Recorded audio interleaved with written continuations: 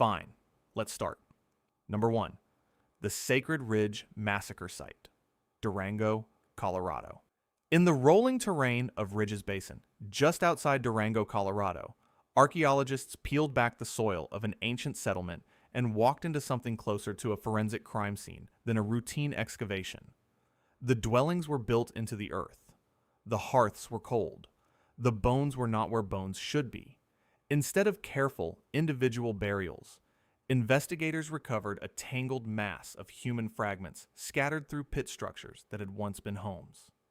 The site dates to the late 8th or early 9th century AD, centered around the year 800.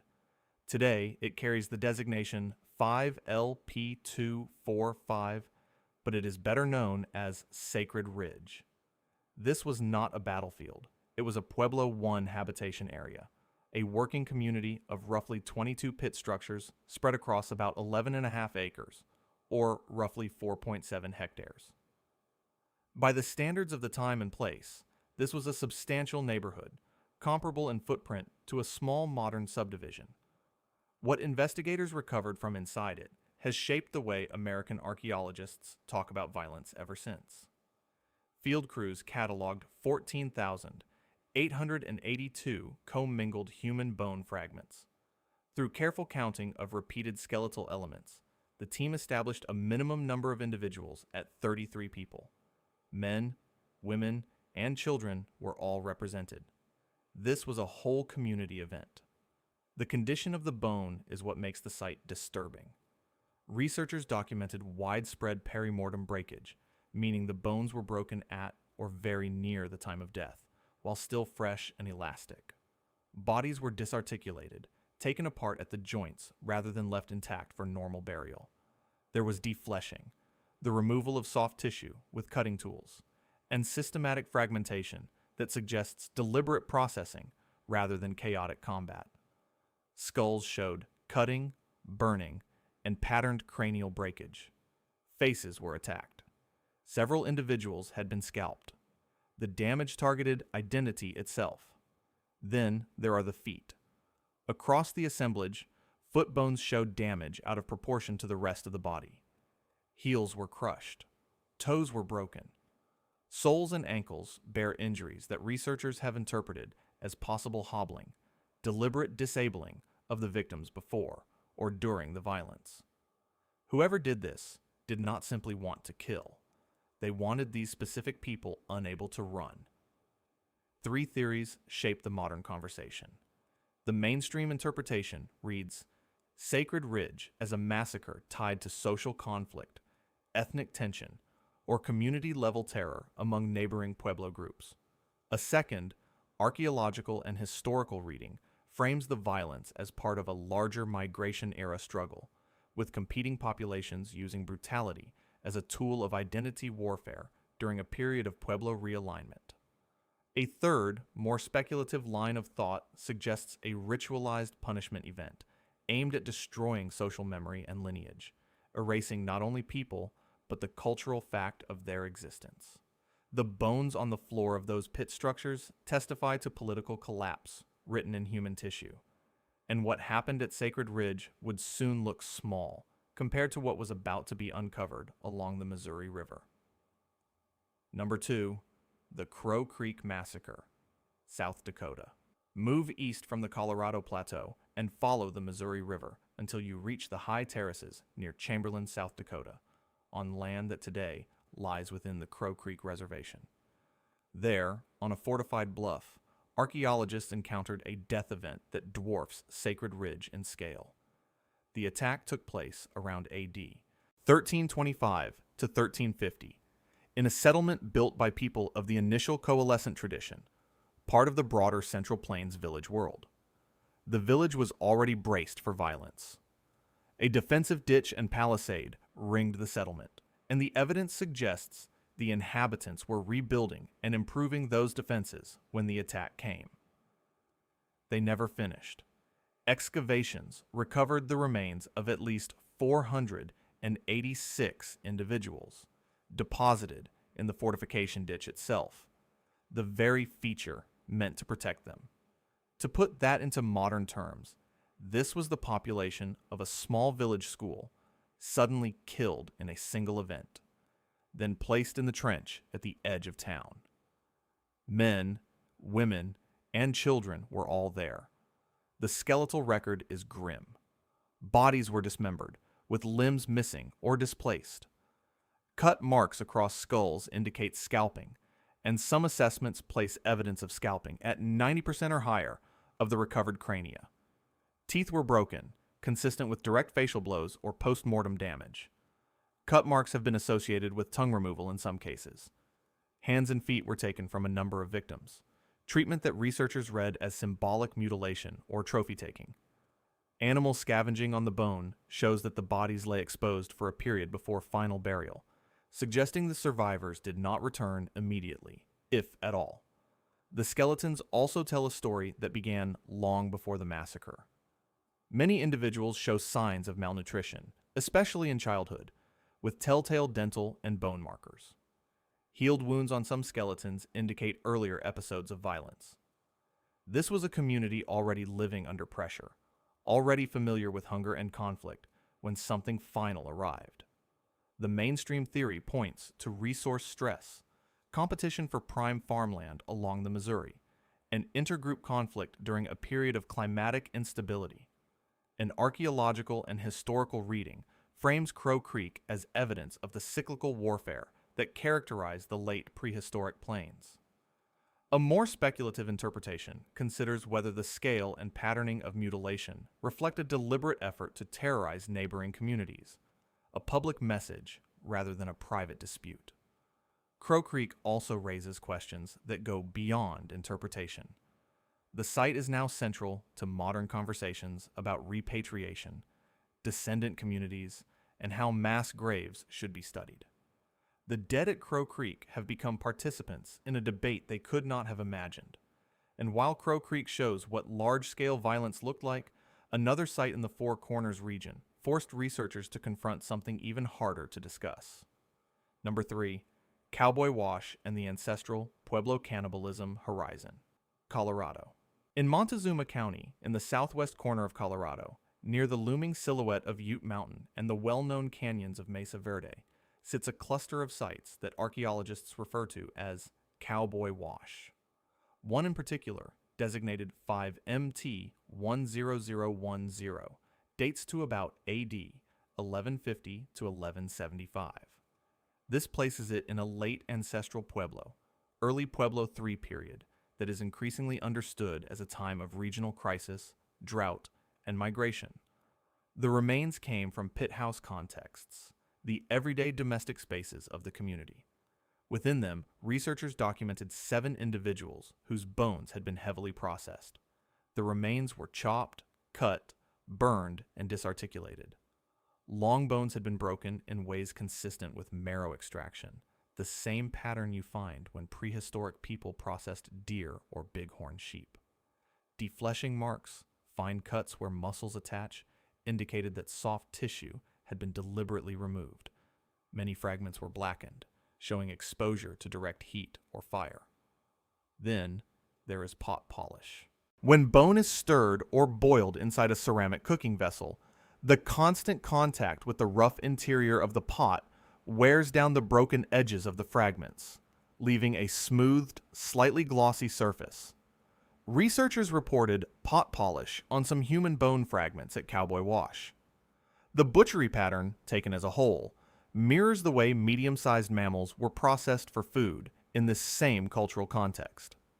The most cited piece of evidence, however, is not on the bones at all. It came from a coprolite, a dried human waste sample, recovered near a hearth at the site.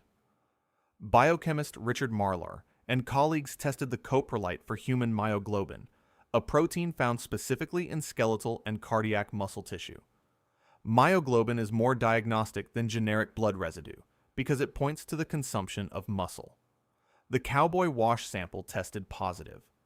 Control samples taken from coprolites at other sites reportedly did not show the same human signal. The implication, in plain language, is that someone consumed human flesh, and that biochemical evidence remained inside their digestive byproduct, preserved in the dry Colorado soil for nearly 9 centuries. The mainstream theory accepts that cannibalism took place at Cowboy Wash, supported by the combination of skeletal processing and the myoglobin evidence. A second, more cautious archaeological and historical reading interprets the assemblage as a warfare or terror event, possibly an execution, in which the processing of bodies served as a form of social humiliation or witchcraft suppression rather than ordinary food consumption. A third, more speculative track considers the possibility of a one-time ritualized response to extreme social stress, perhaps tied to the Great Drought that pushed many Pueblo communities to abandon the region. Whatever the answer, researchers stress that this evidence must be presented carefully. Pueblo descendant communities are still here. Their history must not be reduced to a horror story. And from the dry pit houses of Cowboy Wash, the script now turns to a place where death was not improvised, but staged on a monumental scale. Number 4. Mound 72 at Cahokia, Illinois. Just east of modern St. Louis, in the floodplain near Collinsville and East St. Louis, Illinois, lie the earthworks of Cahokia, the largest pre-Columbian city north of Mexico. At its peak between roughly AD 1050 and 1200, Cahokia covered more than 4,000 acres. Population estimates place it at perhaps 20,000 people, comparable in size to medieval London during the same century. To the south of Monk's Mound, the great central pyramid of the city, sits a smaller, almost unassuming feature. It is called Mound 72, and it is one of the most carefully constructed death monuments in North America. Mound 72 is a ridge-top mortuary mound, long and low. Before the mound itself was built, the location hosted a series of large wooden posts arranged in a circle, sometimes called a wood henge. Some of these posts aligned with solstice or equinox positions on the horizon, marking the movement of the sun across the year. Modern surveying with total stations and digital terrain modeling has confirmed that the alignments are deliberate. Near one of these solar markers, archaeologists found a central burial that has shaped Cahokia studies for decades. It is widely known as the beaded Birdman burial. The body, or rather bodies, lay atop a layer of marine shell beads, with researchers estimating tens of thousands of beads in total. The beads were arranged in a pattern often described as falcon-like or bird-like in outline. Earlier interpretations described a single, powerful male buried as a Birdman chief, an elite warrior figure tied to Mississippian iconography. More recent reanalysis, drawing on improved skeletal sexing methods and renewed attention to the field notes, has identified both male and female remains in the central burial. That has complicated the older male warrior reading and prompted researchers to think instead about paired or dual gender symbolism in Cahokian elite ritual. The mound contains other deposits that are harder to reconcile with any peaceful interpretation. In one chamber, 53 young women were buried together, arranged in neat rows and stacked layers, as if placed simultaneously. Elsewhere, 4 young men were interred without their heads or hands. The precision of the placement, the absence of obvious struggle, and the patterning of the missing parts together point to organized ritual death rather than random violence. The mainstream theory reads Mound 72 as evidence of elite ritual sacrifice and sacred political theater, the kind of dramatic public display that would have reinforced the authority of Cahokia's leadership. An archaeological and historical reading places the mound within a wider Mississippian world in which sacred kingship, agricultural cycles, and cosmological narratives were tightly linked. A more speculative track suggests that the orientations and burials encode a specific cosmological story, perhaps a creation episode involving sun, earth, and ancestors. Cahokia's terror is not the disorder of a battlefield. It is the unsettling realization that this much death could be choreographed. From the floodplains of Illinois, the next stop carries the investigation back to a single skeleton on the bank of a river in Washington state, and to a controversy that ran for 2 decades. Number 5. Kennewick Man, also called the Ancient One, Washington. On July 28, 1996, 2 young men wading along the Columbia River at Columbia Park in Kennewick, Washington, noticed a human skull in the shallows. They had stumbled into one of the most consequential archaeological discoveries in North American history. The skeleton that emerged was unusually complete for its age, eventually represented by roughly 350 bones and fragments. Investigators initially treated the find as a modern forensic case. Local police considered the possibility of a recent death. That assumption did not survive radiocarbon dating. Tests placed the remains at roughly 8,400 to 9,000 years before present. The man, since then known both as Kennewick Man and as the Ancient One, lived during the early Holocene, a period when the Columbia Plateau looked very different from the irrigated agricultural region it is today. Skeletal analysis identified him as a middle-aged male, physically robust, with the markers of a life of heavy use on his bones. One injury stood out. Embedded in his ilium, the upper portion of the hip bone, was a stone projectile point. The bone had grown around the point. He had survived the injury, possibly for years. The shape of the point resembles the cascade style, a leaf-shaped form widely used in the region during the early Holocene. Isotope analyses of his bone chemistry pointed to a mobile life and a diet built around marine and aquatic foods, suggesting time spent along coasts or major rivers, rather than in a single inland community. Early cranial measurements led some researchers to suggest that the skeleton did not match modern Native American populations. That claim, picked up in the press, fueled a public controversy. Several Pacific Northwest tribes, including the Umatilla, Yakama, Nez Perce, Colville, and Wanapum, filed for repatriation under the Native American Graves Protection and Repatriation Act, known as NAGPRA, passed in 1990. Scientists sued for the right to continue studying the remains. The skeleton was eventually held at the Burke Museum in Seattle as a neutral repository while the courts worked. The scientific turning point came in 2015, when geneticists led by Eska Willerslev published a full genome study. The analysis indicated that Kennewick Man was most closely related, among living populations, to modern Native Americans, and specifically showed strong affinities with members of the Confederated Tribes of the Colville Reservation. The earlier readings based on cranial shape did not survive contact with the DNA. In 2017, the remains were returned to a coalition of Columbia Plateau tribes for reburial. The mainstream theory treats Kennewick Man as an early indigenous ancestor, whose genome confirms long, deep continuity in the Americas. An archaeological and historical reading uses the case to illustrate how early scientific assumptions, including older racial typologies, shaped the interpretation of ancient skeletons. A more speculative reading occasionally surfaces in popular media, suggesting trans-Pacific or transatlantic origins, but the genetic evidence does not support those scenarios.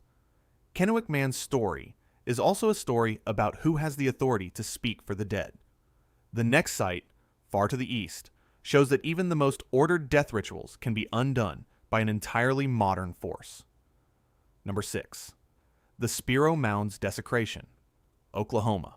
In eastern Oklahoma, just south of the Arkansas River, lies a complex of earthen mounds known as Spiro. The site is part of the Caddoan Mississippian world, a southern branch of the broader Mississippian tradition that reached its height between roughly AD 900 and 1450. Of all the mounds at the site, the most consequential is Craig Mound, the principal mortuary structure. Craig Mound contained a sealed elite burial chamber, an intentionally enclosed inner space that protected the deposits within from air, water, and time. That seal mattered enormously because it allowed materials that almost never survive in the eastern woodlands, perishable organics, to remain intact for centuries. Inside, archaeologists later documented copper plates, marine shell ornaments, woven textiles, basketry, wooden objects, and other organic artifacts whose preservation rivaled finds from arid regions of the world. For comparison, recovering 500-year-old textiles from a humid Oklahoma mound is roughly as unexpected as finding intact paper records buried in a Florida swamp. That preservation was nearly destroyed in a few years of commercial looting during the Great Depression. A group operating as the Poccola Mining Company acquired a lease over the property. The lease gave them legal access. It did not give them archaeological authority, training, or any obligation to preserve context. They tunneled directly into Craig Mound. Thousands of artifacts were removed and sold, scattered across private collections, antique markets, and eventually museums around the world. Human remains were discarded, displaced, or badly disturbed. Once the seal was broken and the chamber exposed to air, perishable artifacts that had survived for centuries began to decompose within months. Roughly 1/3 of the mound was destroyed.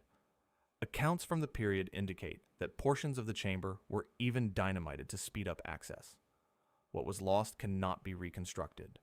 Provenience, the precise location and association of each artifact, vanished with the looting.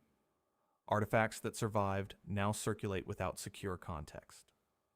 Spiro's iconography is extraordinary, depicting winged warriors, the recurring birdman figure also seen at Cahokia, horned serpent beings, and a complex cosmological language shared across the late Mississippian world.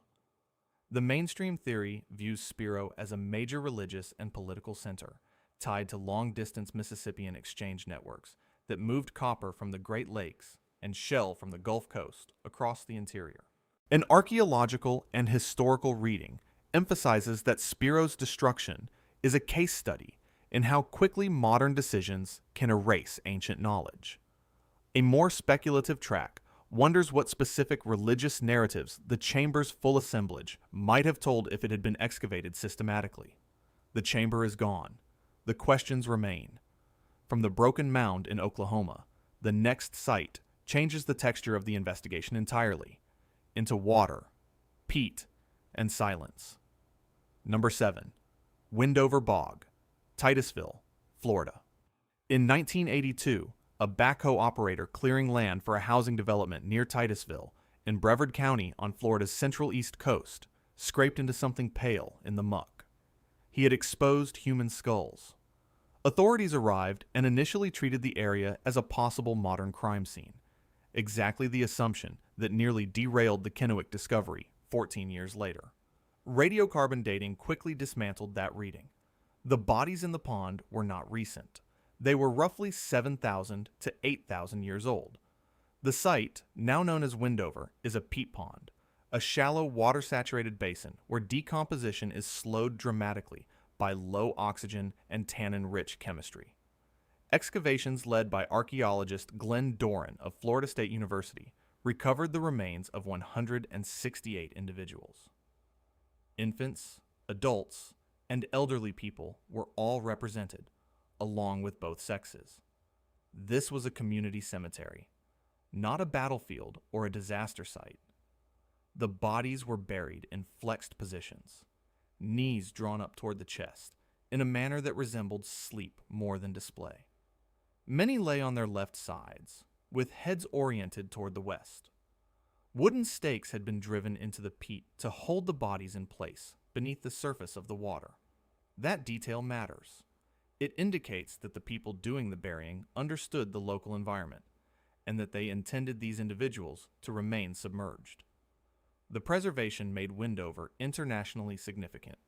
Textiles survived in dozens of graves, with researchers identifying several distinct weave types, evidence of a sophisticated, organized fibercraft tradition over 7,000 years before any European arrival. In modern terms, these are some of the oldest preserved fabrics in the Western Hemisphere. Yet, the most extraordinary find lay inside the skulls themselves. Reports identify 91 skulls in which brain tissue was still preserved as a shrunken, leathery mass within the cranium. CAT scans and MRI imaging revealed recognizable brain structures, including hemispheres, sulci, and ventricular outlines, even after 70 or 80 centuries underwater. The mainstream theory interprets Windover as evidence of a stable, structured early archaic population with deep ritual practices, sophisticated textile technology, and a clear understanding of their environment. An archaeological and historical reading uses the site to argue against older stereotypes that imagined pre-agricultural North Americans as simple or technologically thin. A more speculative track wonders what the exact orientation of the bodies and the choice of a watery cemetery meant in the cosmology of the Windover people. There are no living descendants who can answer directly. What survives is the chemistry of the peat, the weave of the cloth, and the imprint of brains and skulls. From the wet preservation of Central Florida, the script now turns to a single rib bone in a Washington bog that helped overturn one of the most influential timelines in American archaeology. Number 8. The Manis Mastodon, Sequim, Washington. In 1977, on a small farm near Sequim on Washington's Olympic Peninsula, a man named Emmanuel Manis, known to his neighbors as Manny, was working on a drainage project with a backhoe. His blade caught something hard. He had struck the bones of an American mastodon, a large extinct relative of modern elephants that lived across North America until roughly 13,000 years ago. Excavations soon began under the direction of archaeologist Carl Gustafson of Washington State University, working in a peat bog that had preserved the remains for thousands of years. Most of the find was straightforward paleontology. One element was not. A single rib bone contained an embedded object, lodged about 2 centimeters into the bone. Imaging and analysis identified it as a manufactured bone point. Subsequent DNA analysis showed that the embedded point was made from mastodon bone itself, but from a different individual, ruling out the possibility that the rib had simply broken and refused. Someone, or something, had driven a sharpened bone projectile into a living mastodon, using material from a previously processed mastodon as the raw stock. The wound mattered for 2 reasons. First, the rib showed bone growth around the point, evidence that the animal had survived the injury, at least briefly. This was not post-mortem butchery damage. It was a wound on a living animal that began to heal. Second, modern CT imaging allowed researchers to reconstruct the embedded fragment in 3 dimensions, identifying what looked like a sharpened tip consistent with a thrust or thrown weapon. In modern medical terms, it is the kind of analysis used in trauma reconstruction at major hospitals, applied here to a 13,000-year-old victim. Direct dating of the rib placed the event at around 13,800 years ago. That date predates the classic Clovis horizon, the once dominant model in which the Clovis culture, identified by distinctive fluted stone points appearing around 13,000 to 12,700 years ago, represented the first humans in the Americas. Before Manis and a handful of similar finds, that Clovis first model held the field for decades. The mainstream theory now reads Manis as direct evidence of pre-Clovis humans hunting or interacting with megafauna in the Pacific Northwest. An archaeological and historical reading frames it as part of a growing list of pre-Clovis sites, alongside Monte Verde in Chile, the Page Ladson site in Florida, and Cooper's Ferry in Idaho, that together push the earliest American occupations earlier than the old framework allowed. A more speculative track wonders whether early hunters relied on bone and antler technologies far more than the surviving stone tool record suggests, since organic projectiles rarely survive. One rib, recovered from a peat bog by a man on a backhoe, forced the discipline to reopen the question of when people first arrived in the Americas. And another desert preservation case, half a continent away, kept that question alive in court as well as in the lab. Number 9. The Spirit Cave Mummy, Nevada. Near Fallon, Nevada, in the dry, sheltered air of Spirit Cave, a husband and wife team of archaeologists, Sydney and Georgia Wheeler, working with the Nevada State Parks Commission, recovered an extraordinary set of remains in 1940. The body was naturally desiccated, dried by the dry cave environment until soft tissue, hair, and even fragments of skin were preserved. Initial estimates, based on the methods then available, place the mummy at perhaps 1,500 to 2,000 years old. That estimate held for decades. Then, in the 1990s, accelerator mass spectrometry radiocarbon dating, a technique that allows precise dating from very small samples, revised the age dramatically. The Spirit Cave individual was about 10,600 years old, making him one of the oldest mummified human remains recovered anywhere in the world. He had been wrapped in twined fiber matting, and additional woven and organic artifacts were associated with the burial, providing a rare window into early Holocene textile and basketry traditions in the Great Basin. The revised age placed the mummy at the heart of a question similar to the one raised by Kennewick. The Fallon Paiute Shoshone tribe filed a NAGPRA claim, asserting cultural affiliation with the ancient individual. Federal authorities, then represented by the Bureau of Land Management, initially resisted the claim, arguing that the available evidence did not establish a clear genetic or cultural link to the modern tribe. The dispute lasted roughly 2 decades.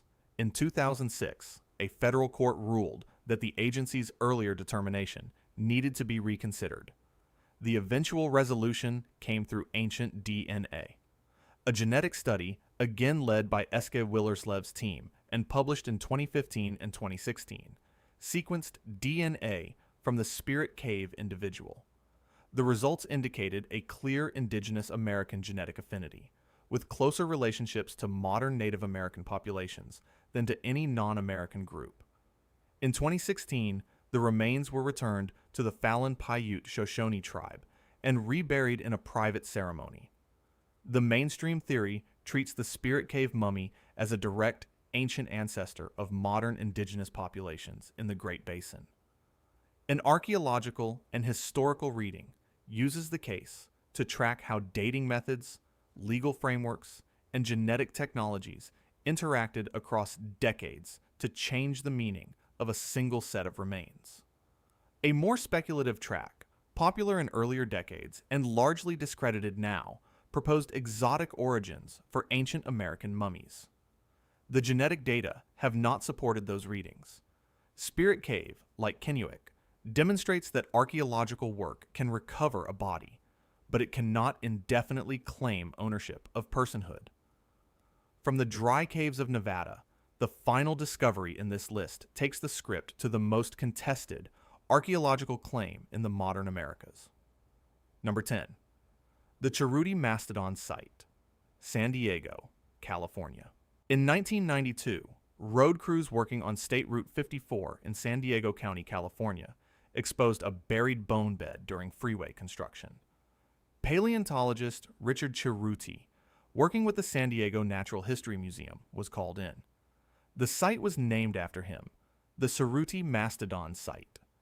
Field crews recovered the partial remains of a mastodon along with several large stone cobbles in close association with the bones. The proposed age of the site is what makes it extraordinary. Researchers, led by Stephen Holen, Thomas DeMarais, and colleagues, applied uranium-thorium dating, a technique that measures the radioactive decay of uranium isotopes within the bone itself.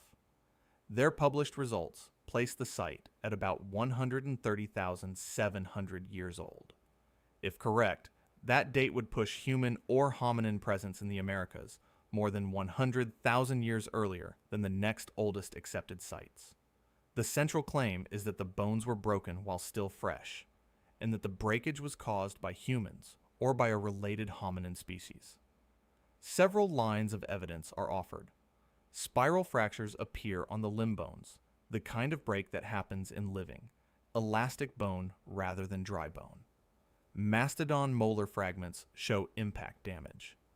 5 large stone cobbles were found at the site, and 2 of them have been interpreted as a hammerstone and an anvil, consistent with the technique used to break bones for marrow extraction or to manufacture bone tools.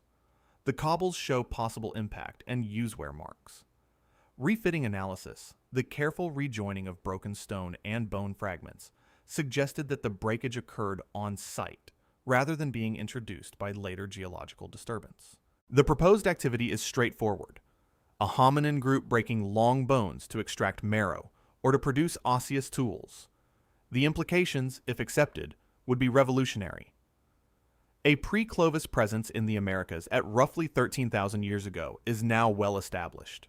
A presence at 130,000 years ago would mean that some hominin population, possibly an archaic species rather than modern Homo sapiens, was present on the continent during a period when our own species had not yet expanded out of Africa.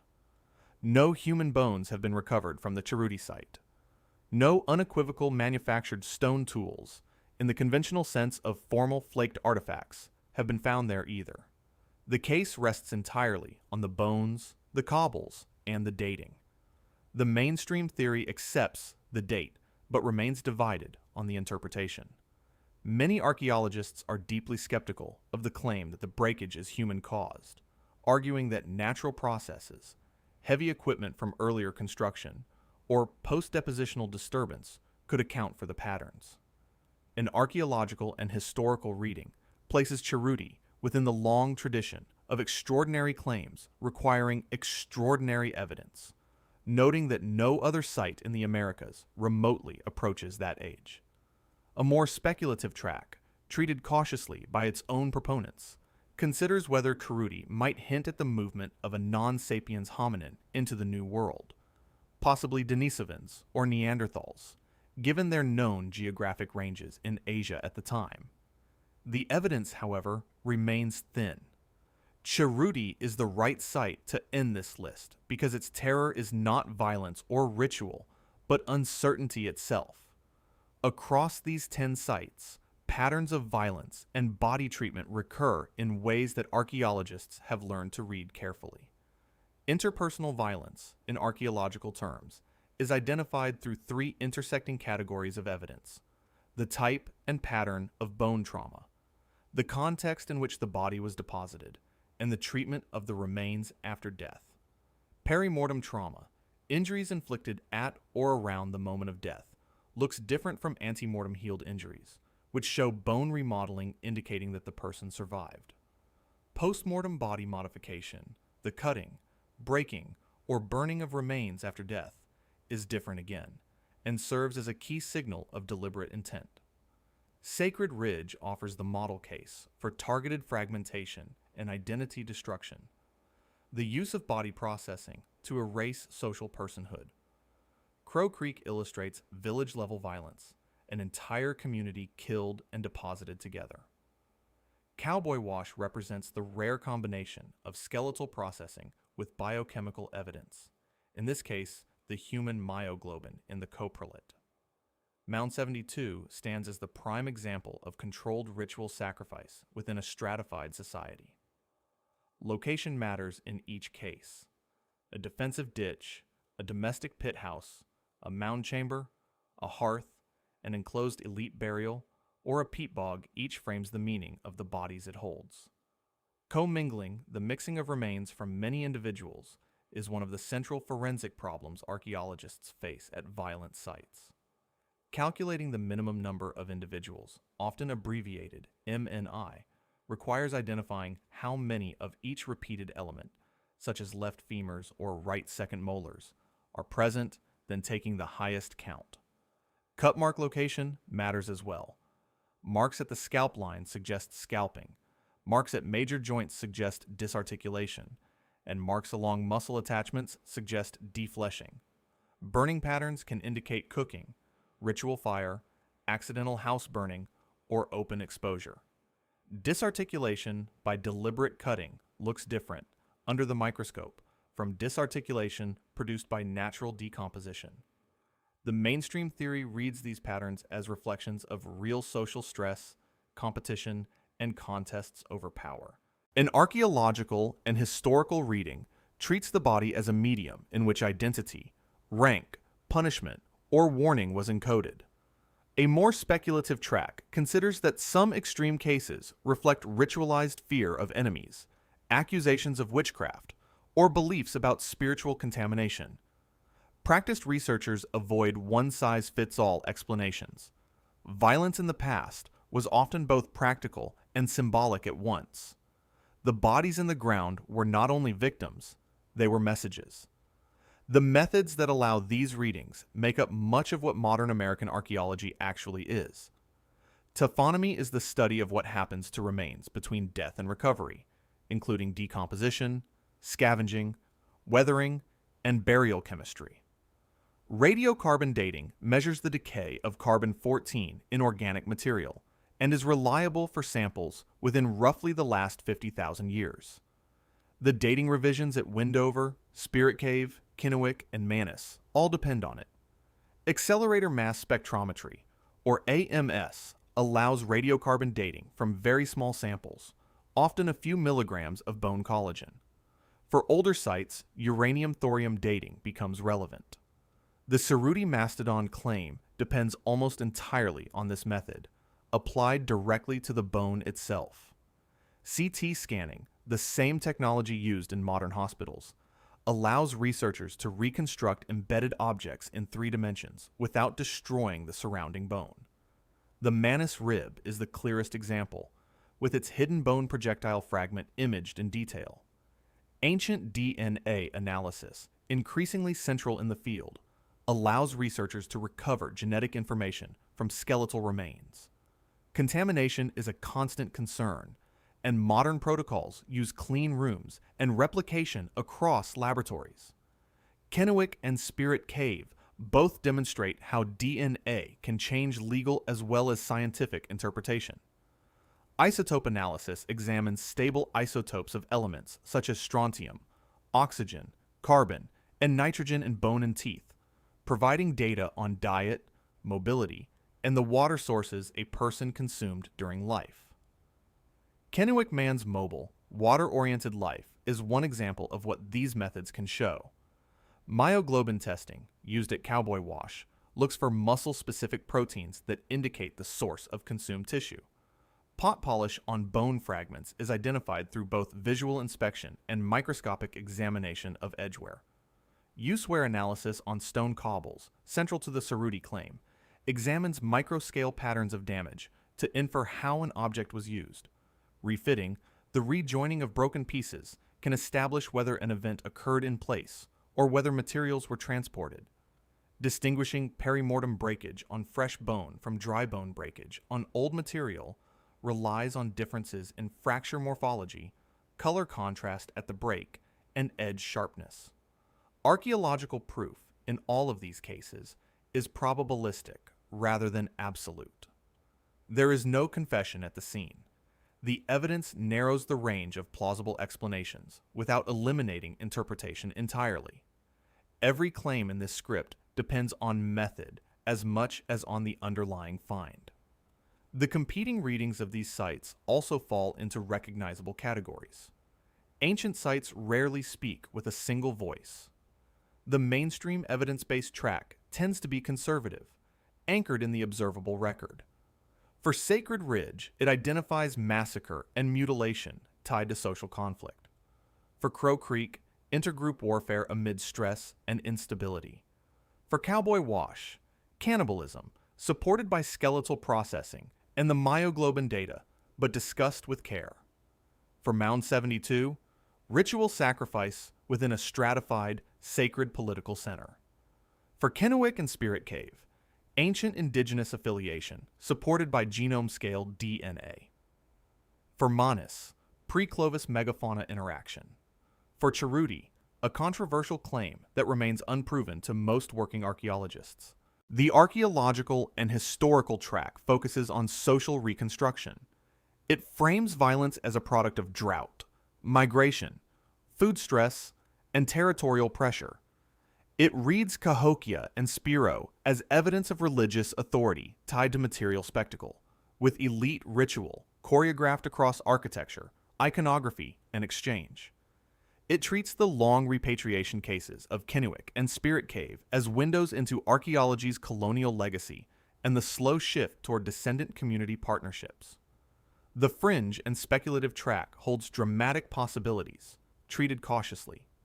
At Sacred Ridge or Cowboy Wash, some researchers have considered whether witchcraft accusations or terror rituals played a role. At Mound 72, speculative readings explore deeper cosmological narratives encoded in the alignments and burials, including fertility cycles, solar mythology, and elite myth-making. At Cerutti, the speculative track raises the possibility of non-sapiens hominin movement, while acknowledging that the evidence is thin. The discipline maintains a working rule. Speculation is useful when it generates testable hypotheses. It becomes dangerous when it is treated as fact. Responsible mystery is stronger than exaggerated certainty. Archaeology is also, in many ways, the study of what is missing.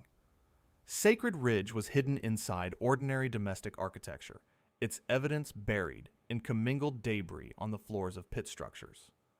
Crow Creek was preserved in part because the bodies were placed in a defensive ditch, then partially covered, slowing decomposition.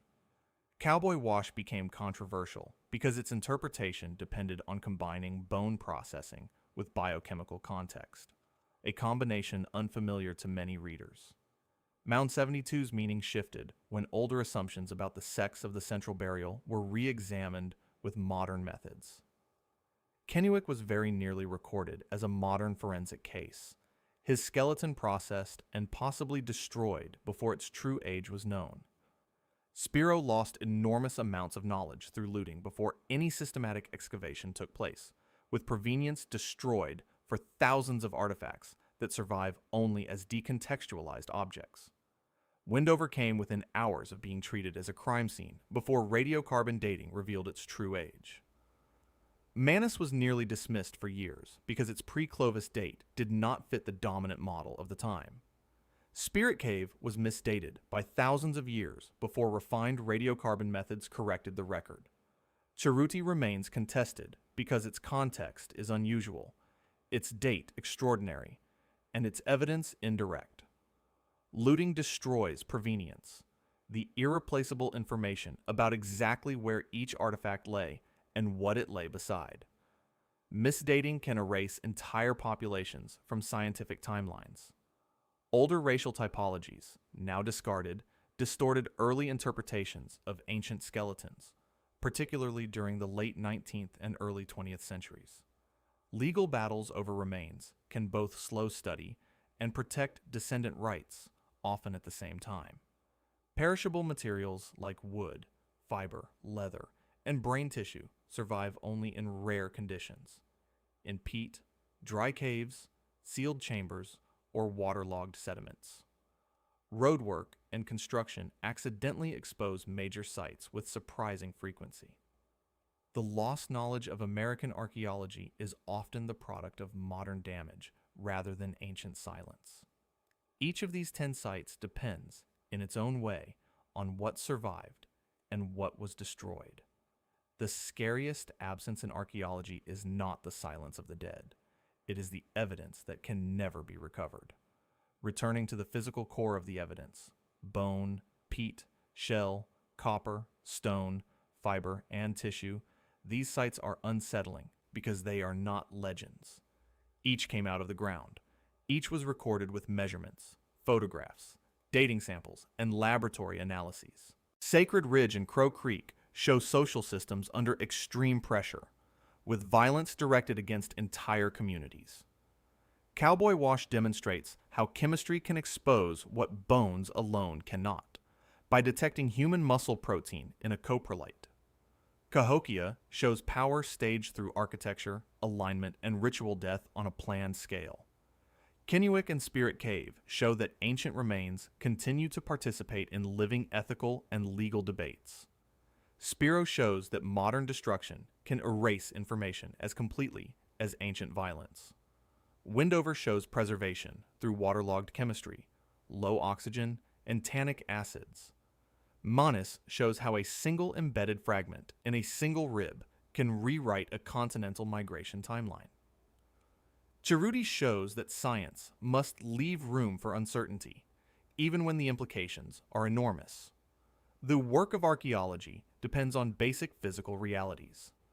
Decay reduces tissue under most conditions. Mineralization replaces or stabilizes some materials over long timescales. Pressure from overlying sediments compresses, deforms, and sometimes preserves remains. Impact fractures bone in characteristic, recognizable ways. Time slowly removes most things, but not all. Peat preserves tissue by altering decomposition chemistry, lowering oxygen, raising acidity, and inhibiting bacteria. DNA survives only under specific environmental conditions, especially in cold, dry, or stable settings. Stone and bone retain impact scars long after the events that produced them have left living memory. The American past is not an empty wilderness. It is a deep, layered record of cities, conflicts, rituals, technologies, migrations, and unresolved questions. The 10 sites surveyed here, scattered from Florida swamp to Pacific Peninsula, from Southern California to South Dakota, are only a small selection from that record. They have been chosen because each is unsettling in a different way, and because each is supported by a specific body of method and evidence. Archaeology does not bring the dead back. It forces the living to listen.